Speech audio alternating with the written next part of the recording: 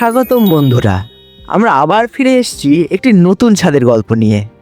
এর আগে আপনারা আমাদের চ্যানেলে বিভিন্ন ধরনের রোমহর্ষক ভয়ের গল্প এবং রহস্যের গল্প শুনেছেন।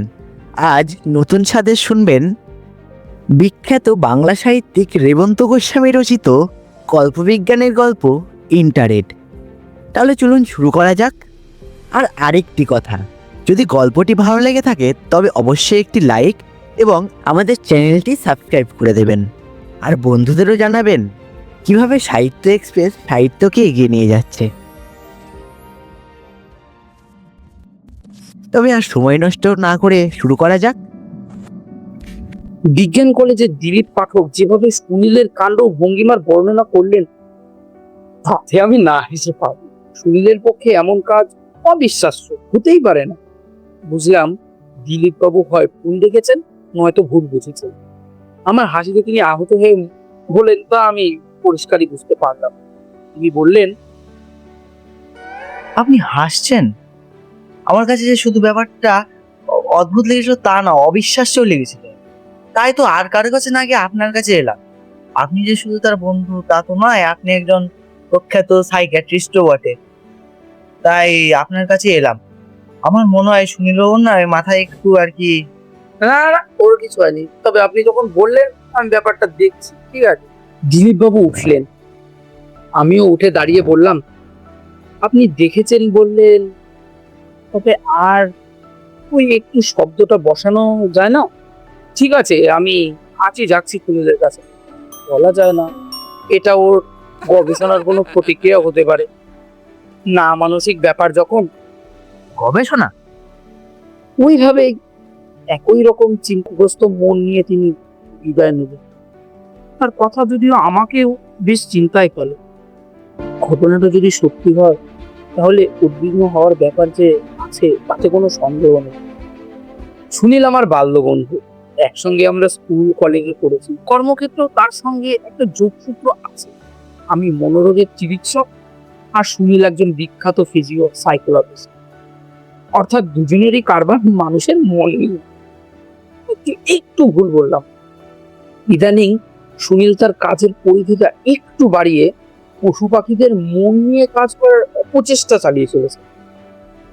আমার এই মনুষ্যতর শুনলে ও অপচেষ্টা শব্দটা শোনার মতোই লেগে যাবে।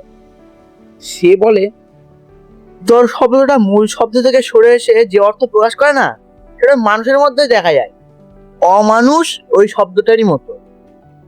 সে একজন বিখ্যাত সাহিত্যিকের ব্যবহৃত না মানুষ শব্দটাই পছন্দ করে। প্রকৃতই সে একজন না মানুষ প্রেম ছোটবেলা থেকেই। সুনীল সেনগুপ্তের সঙ্গে আমার যে এক অবাল্য বন্ধুত্ব, এটা নেহাত একটা ব্যতিক্রম ছাড়া আমি কিছু মনে করি। কারণ তার কোনো বন্ধুই নেই। এর কারণ সে ছোটবেলা থেকেই তার মুখে একটি গাম্ভীর্য বর্ম আটা। স্কুলের সহপাঠীরা তার নাম দিয়েছিল গোমরা থেরিয়াম। শুনে ক্ষণিকের জন্য ঠোঁটে একটু হাসির আভাস দেখা দিয়েই মিলিয়ে যেত। মানে পাক্কা পাথর জাতীয় আর কি। সব জমায়েতে যোগ দিত, কিন্তু উচ্ছ্বাসে ফুটতো না, এক অংশও না, কোনো কথাও বলতো না। কলেজের প্রাণতোষ চৌধুরী বলতো, কলকাতায় না গিয়ে তিনটে জিনিসের দেখা যায় না, একদমই না। এক, প্রতিবেশী এক দেশের কিছু পুরুষ অধিবাসীকে এ শহরে দেখা গেলেও তাদের স্ত্রীদের। দুই, বিশেষ একটি রাজ্যের লোকের মৃতদেহ। আর তিন, সুনীলের শব্দ করা হাসি। প্রথম দুটি তথ্যের কোনো সত্যতা নেই জানালেও চিত্রটা নিয়ে মতভেদ হতো না আমাদের মধ্যে। চার্লি চ্যাপলিনের মডার্ন টাইমস ছবিটা আগাগোড়া গম্ভীর মুখে যেতে দেখেছি তাকে। সেই সুনীল যদি আজও এখনো। দিলীপ পাঠকের আজকের প্রাতকালীন অভিজ্ঞতার কথাটা বলি। বিজ্ঞান কলেজে দিলীপ বাবু গবেষণার কোনো এক কাজেই আজ সকালে সুনীলের কাছে গিয়েছিলেন। আগে থেকে অ্যাপয়েন্টমেন্ট ছিল।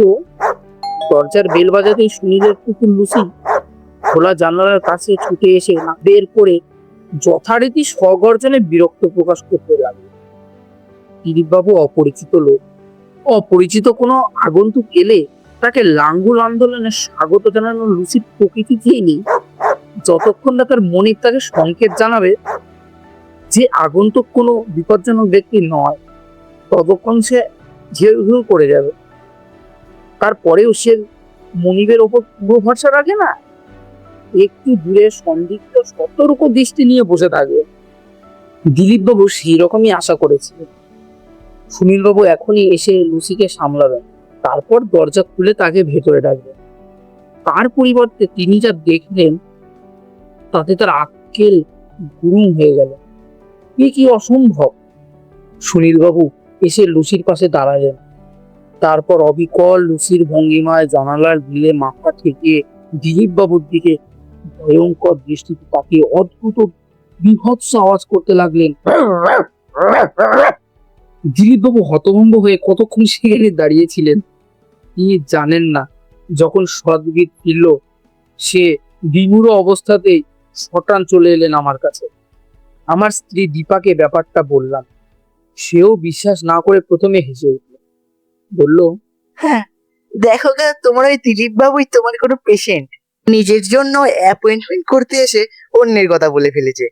তুমিই তো বলেছো গো, পাগলদের ওরকম নাকি সাইকোসিস থাকে। তারপর আবার কি জানি কি ভেবে সে বলল, তবে সুনুদার অদৃষ্টে এরকম দুর্গতি লেখা আছে। বিয়ে থা করলেন না, রতনদাও দেশে গিয়েছে, সেদিন ফোনে বললেন। আর ও তো গিয়ে ফেরার নামই করে না। কোথায় খাওয়া দাওয়া করছেন সরি জানেন। ইদানিং আবার কুকুর বিড়াল নিয়ে পড়েছে, হয়তো লুচির খাবারই ভাগ করে খাচ্ছেন। ভারতমণির গল্প জানো তো, হরিণ নিয়ে থাকতে থাকতে সে পরের জন্মে হরিণই হলেন। আমি হেসে বললাম, পরের জন্মের কথা পরে হবে, আগে এই জন্মে সুনীলের অবস্থা তো দেখে আসি। দিলীপ বাবুকে সাইকোসিস রোগী বলে তো মনে হলো না। সেই রকম বুঝলে বাইরে থেকে টেলিফোন করব।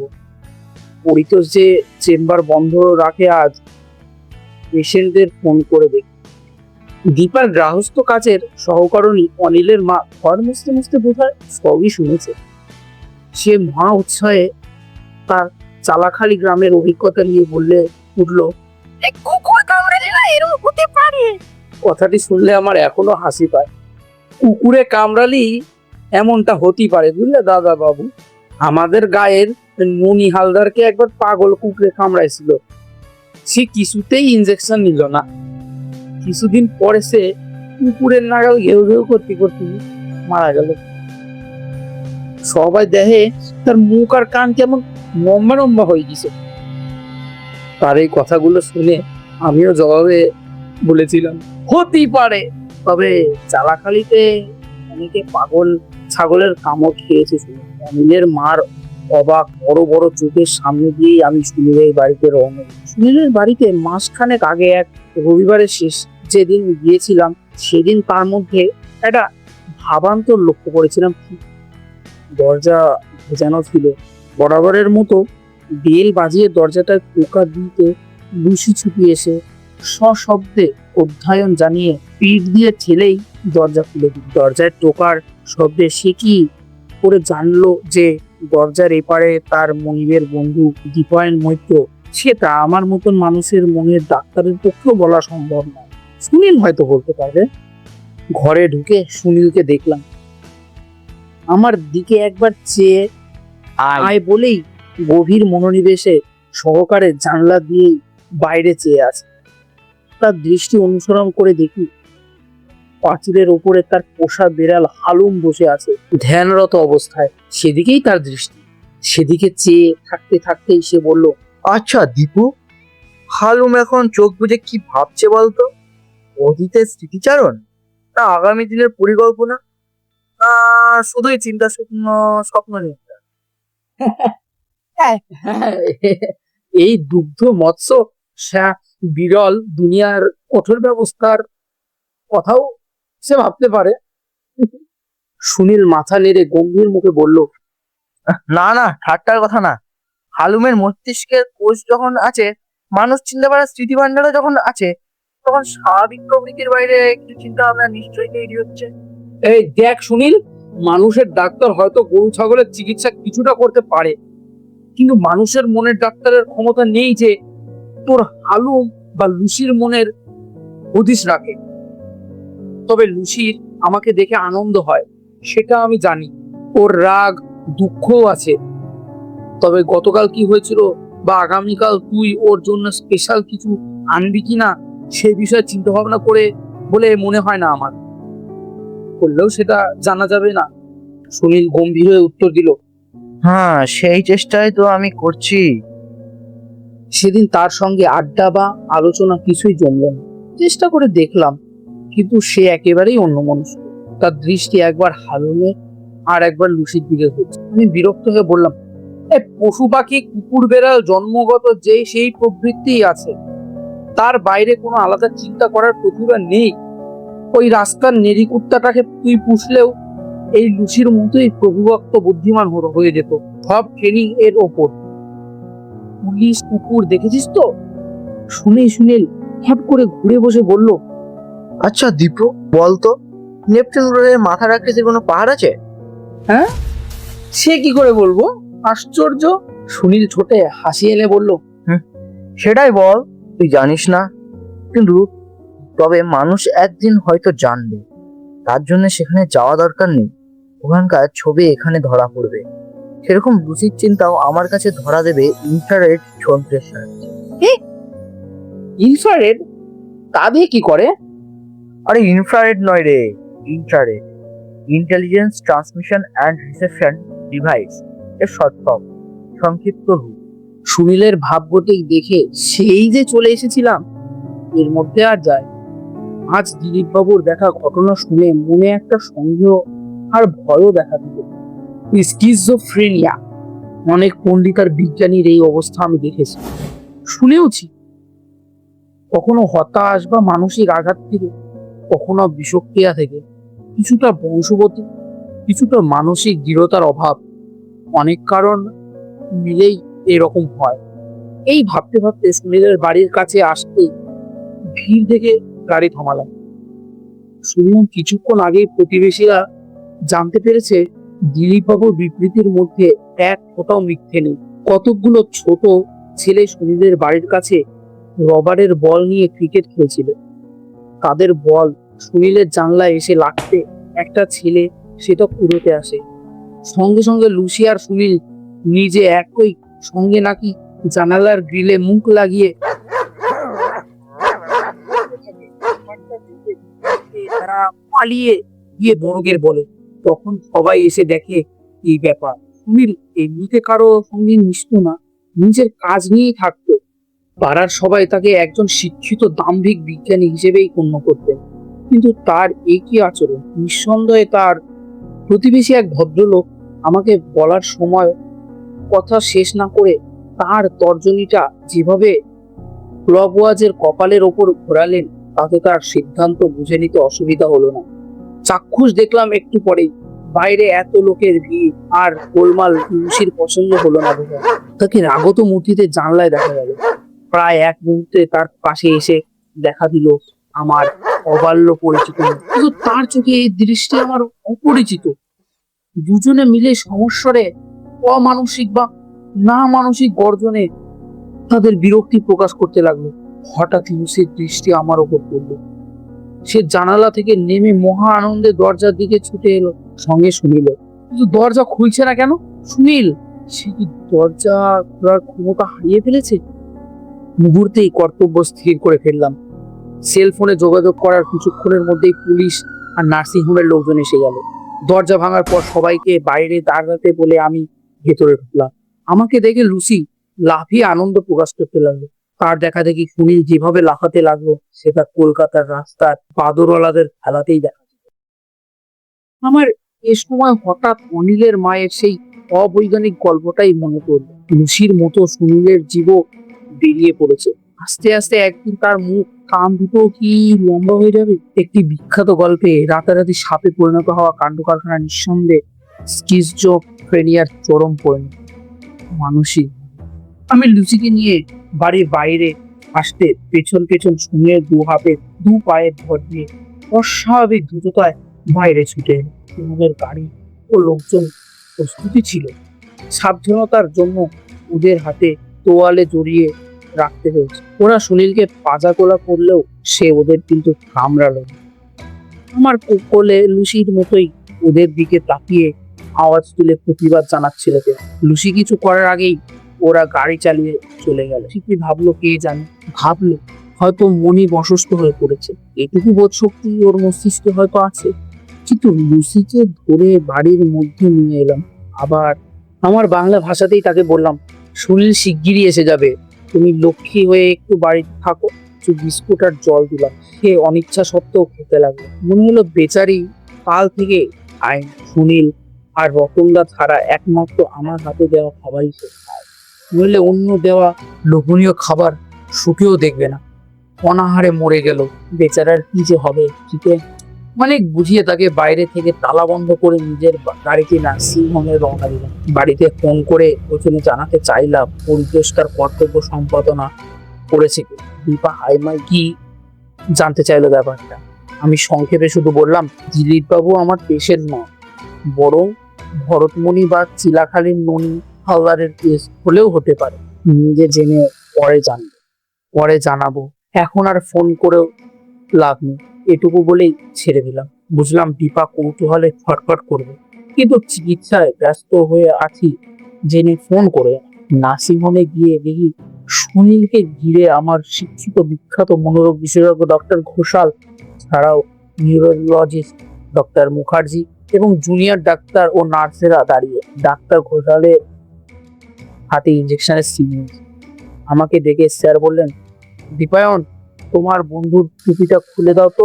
সুনীল দেখি বারবার উঠে বসছে আর শূন্যে মুখ ঘষছে, যেন সামনে একটা কিছু মুখে দিয়ে ফেলার চেষ্টা করছে। এই অবস্থার মধ্যেও সুনীল তার টুপিটা পরতে ভুলেন।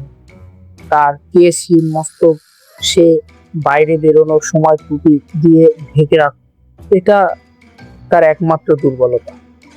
আমাদের রসিকতার উত্তরে সে বলতো, স্টাইল। আগে দু একজন ছাড়া ইংরেজি বিজ্ঞানীরা চুল পরতো, তুই কি ভাবিস সবার বাবরি চুল ছিল? মনে হলো সুনীল এই অবস্থায় আসার আগেই টুপিটা পড়েছিল, পরে সেটা খোলার ক্ষমতা সে আর পায়। আমি সুনীলের কাঁধে হাত রাখলে সে ভ্রুক্ষেপ করলো। একই ভঙ্গিমায় গলা দিয়ে শূন্যে আঘাত করতে লাগলো। আমি তার টুপিটা খুলে ফেললাম। সঙ্গে সঙ্গে একটা বিস্ময়সূচক শব্দ বেরোলো। একই সঙ্গে আমাদের সবাই মুখ থেকে দেখলাম সুনীলের কেসিং মাথায় একটা স্টিলের হেডফোনের মতো জিনিসের সঙ্গে লাগানো আছে একটা অদ্ভুত যন্ত্র। ডাক্তার ঘোষাল তার সিরিঞ্জ এ ওষুধ ভরা বন্ধ করে এইটা খুলে ফেলতে লাগলো। সবটা খুলতেই সুনীল নিস্তেজ হয়ে ঝিমিয়ে পড়লো। এবার ডাক্তার ঘোষাল অন্য একটা ইঞ্জেকশন দিতেই ও ঘুমিয়ে পড়লো। কিছুক্ষণ নার্সিংহোম থেকে বাড়ি ফেরার পথে হঠাৎ মনে পড়লো লুসিকে বাড়িতে তালা বন্ধ করে এসেছে। সে বেচারা হয়তো মনিরের এই অবস্থায় চলে যেতে দেখে একা একা দুর্ভাবনায় কেঁদে কেটে সারা হচ্ছে। হয়তো ভাবছে আমি তার দুর্দশার জন্য দায়ী। মনে হতেই হাসি পেল আমার। লুসি ভাবছে সুনীল থাকলে কি বলতো। সুনীলের বাড়িতে পৌঁছতেই দেখি সামনে স্বয়ং রতনদা পাশের বাড়ির একজনের হাত পা নেড়ে তাকে কত কি বোঝাচ্ছেন, আর তার চোখে মুখে ভ্যাবাচাকা অবস্থা কহনীয় নয়। আমাকে দেখেই প্রতিবেশী ভদ্রলোক আমাকে দেখেই চুপ করে গেলেন। রতনদা হাউমাউ করে উঠতেই আমি তালা খুলে তাকে তাড়াতাড়ি ভিতরে ঢুকিয়ে দিলাম। লুসি অভ্যর্থনা করে একটু অবাক হয়ে গেল যে বেরিয়ে গেল সুনীল আর ফিরে এলো রতনদা। যাই হোক, রতনদাকে বুঝিয়ে দিলাম এমন কিছু নয়, একটা ভুল ওষুধ খেয়ে খেলাতেই সুনীলের ওই রকম অসুবিধা হয়েছিল।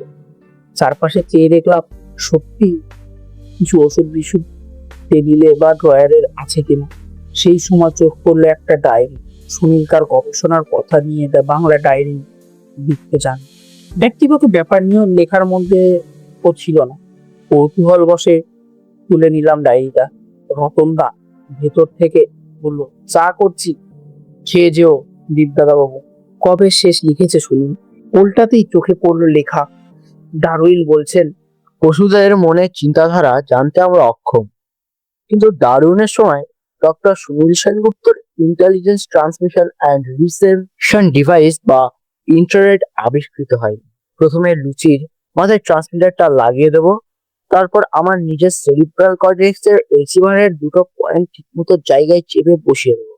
একটা আমার চিন্তা শক্তিকে নিষ্ক্রিয় করে দেবে, অন্যটা লুচির চিন্তার প্রেরক যন্ত্রের তরঙ্গকে গ্রহণ করে আমার মস্তিষ্কে স্নায়ুতন্ত্রের তরঙ্গায়িত করবে। পরেই লুচির দিকে ভালো করে তাকালাম। তার মাথায় সত্যিই বাধা আছে চামড়ার বেল্টের সঙ্গে লাগানো চাকতির মতো যন্ত্র। এই গোলমালের মধ্যে সেটা নজর করিনি আগে। লুচির মাথা থেকে খুলে ফেললাম সেটা। তারপর সুনীলের ঘর থেকেই ডক্টর ঘোষালকে ফোন করলাম, বললাম তার জন্য অন্য কোনো ওষুধ বা থেরাপির ব্যবস্থা না করতে। তিনি কিছুটা বিস্মিত হয়ে কারণ জিজ্ঞাসা করলে আমি বললাম, আমি বিকেলেই যাচ্ছি, গিয়ে সব বলবো। আশা করি সুনীল ততক্ষণ ঘুমোবে। বিকেলে নার্সিং হোমে হাজির হয়ে প্রথমেই ডাক্তার ঘোষালের সঙ্গে দেখা করলাম। তাকে সবকিছু বলে সঙ্গে করে নিয়ে যাওয়া সুনীলের ডায়েরির অংশটুকু পড়লাম। তিনি হতভম্ব হয়ে গেলেন। সুদীর্ঘ চিকিৎসক জীবনে তিনি এমন ঘটনার সম্মুখীন প্রথম হলেন।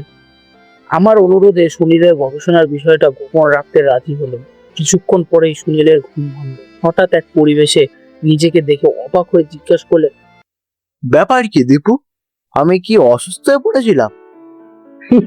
হ্যাঁ, সে বিষয়ে কোনো সন্দেহ নেই। এখন তবে পুরোপুরি fit, কোনো চিন্তা নেই। তোর বাড়িতে চল, সব বলছি। সুনীলের বাড়িতে ঢুকতেই দীর্ঘ অদর্শনের পর মনিবকে দেখে লুসি তো আনন্দে আটখানে। রতনদা হাউমাউ করে সুনীলকে আজে বাজে ওষুধ খাওয়া নিয়ে কিছু বলতে যাচ্ছিল। আমি থামিয়ে দিয়ে বললাম, সুনীল কাল থেকে কিছু খায়নি, তুমি খাওয়ার ব্যবস্থা করো রতনদা। সুনীলের অগোচরে এক ফাঁকে তার ডায়েরিটা টেবিলে যথাস্থানে রেখে দিলাম। একটু পরে ধীরে সুস্থে সুনীলকে সমস্ত ব্যাপারটা উদ্ঘাটিত করতে বললাম। তার ডায়েরি কিছু অংশ পড়ার স্বীকার করলাম। সুনীল বলল, অনেক বিজ্ঞানী এরকম নিজের উপর পরীক্ষা করে বিপদে পড়েছেন। একটা ভুল করেছিল সুনীল। সে ভুলে গিয়েছিল তার নিজস্ব চিন্তা ক্ষমতা লুপ্ত না করলে অন্যের চিন্তা তরঙ্গ তার মাথায় ঢুকবে না, অথবা ঢুকলে ওভারল্যাপিং হয়ে তার উন্মাদের অবস্থা হবে। তাই একটা যন্ত্র নিজে চিন্তা শক্তিকে নিষ্ক্রিয় করেছিল।